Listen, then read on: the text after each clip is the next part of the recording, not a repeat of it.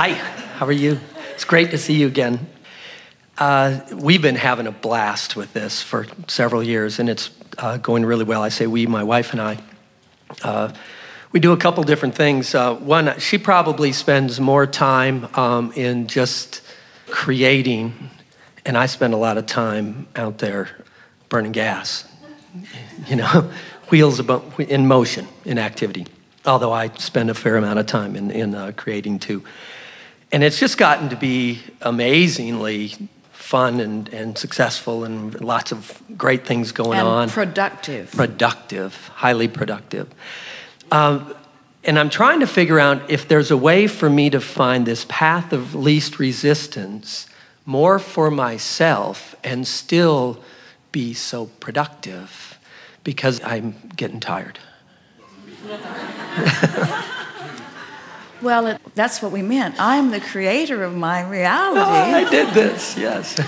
When you realize that it is through launching intentions that the momentum factor comes to be, then you realize that you can keep adding to those intentions. So let's say you're bored, you want more, and you line up with it, more comes. Let's say more comes than you can comfortably deal with, so you want more ease comes. Let's say you have more ease than you want and you're feeling a little bored and you want more. In other words, the universe is responding to what you're asking for, provided you're standing in a place of expectation.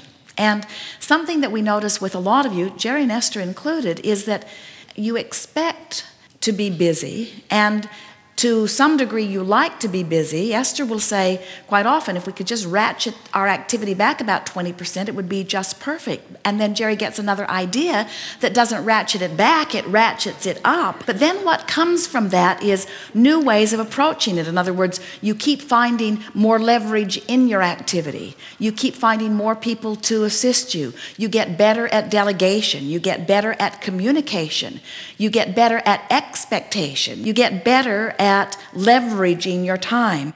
Esther said that about the two of them for a very long time. Esther came together with Jerry being a facilitator for him. She worked for him. He orchestrated the idea, and Esther found a way of fulfilling it. So it's sort of the role that they established that works very well together. And even in this Abraham work, Jerry summoned us, and Esther is the facilitator that made it possible for Jerry to have this thing that he was summoning. So there isn't anything wrong with that sort of balance in a relationship. But when you feel tired, when you feel overwhelmed, when you feel resistance, it really is time for you to say, all right, so here I am, I wanted this, I lined up with it, and I got it, and now here I am with more to do than I comfortably want to do. So I'm asking for what? I'm asking for greater ease. I'm asking for greater clarity. I'm asking for more helpers. And the only thing that keeps that from coming is if you are one of those not so rare humans who is still trying to justify your well-being through your hard work.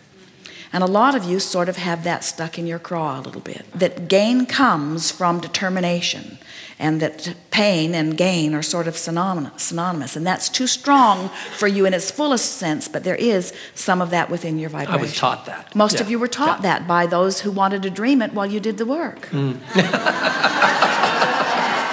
And there's also an aspect to that in your vibration where you want to work as hard as those that you're asking to work. In other words, you don't want to ask of people to do things that you seem unwilling to do, because you want upliftment for all of them, you see.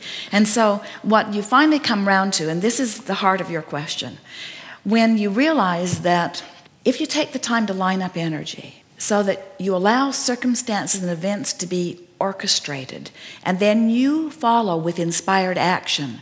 Inspired action doesn't make you tired.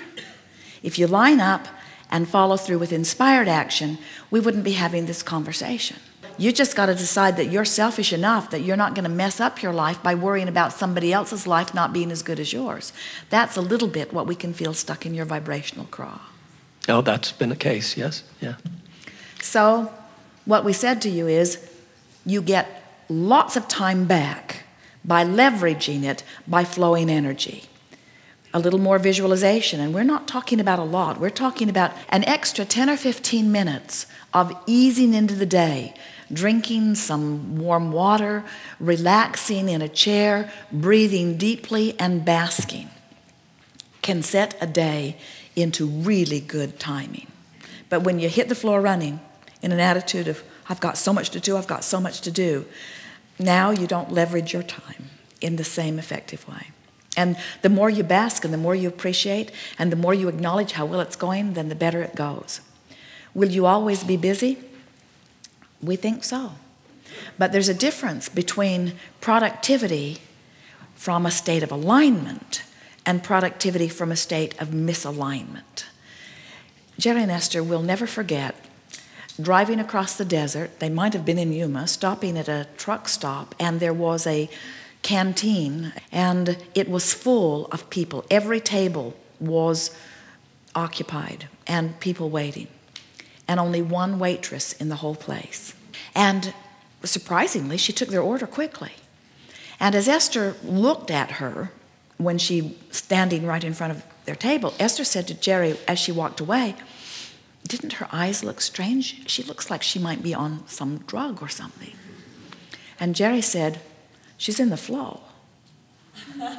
And Esther said, "What do you mean?" And Jerry said, "Look at her, just watch her. She had all of these people to serve and a desire and willingness to do it. And she was tuned in, tapped in, turned on, and she was in the flow. Her mind was clicking, her body was flowing. She was flying around the place, and the universe was cooperating with her. Her clients were giving the order when she got there. The cook was responding. Everyone was on deck. She was not only the only waitress, there were no bussers. She was taking the order and bussing the table and turning it in and taking the money and writing the ticket and saying hello to the people and greeting the people and seating the people and taking food to the people and taking the order and bussing the table. And she was not missing a beat. In other words, she was in the flow. And she did not go home that day and complain about how busy she was. She went home feeling triumphant at the way this universe cooperated with her in this incredible day, you see. So productivity, there's productivity in the flow and there's productivity not in the flow. And when you get in the flow, you never say, stop the flow. You never say, I don't want any more of this.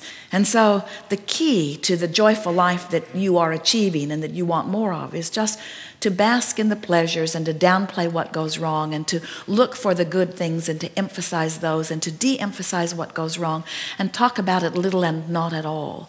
And before you know it, you find yourself taking time out of the equation, you take dollars out of the equation, you take action out of the equation, because you begin to discover that no matter what you do, you can't stop the momentum of your successful life. You can't make a mistake. You can't mess it up. In other words, what you do becomes irrelevant to the creativity, because the creation was never about your action. It was about the alignment of energy. Your action is just the way you enjoy your creation.